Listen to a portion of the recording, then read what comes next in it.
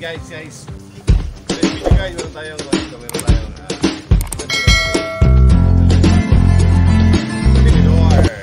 tinidor.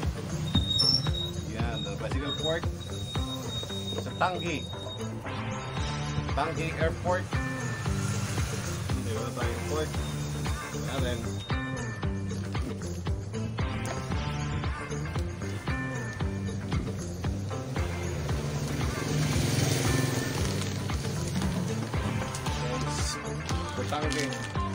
Tanke airfork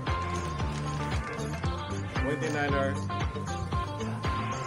with rebound adjustment, airshox 120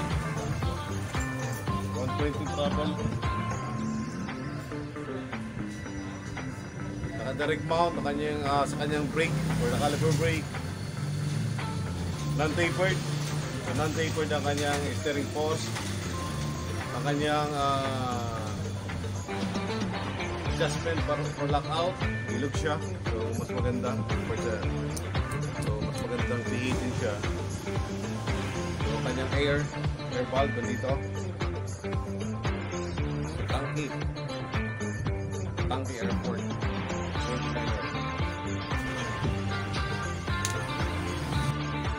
Guys, ibig natin dito, kapit natin dito yung Tanke. So stock na port ko ng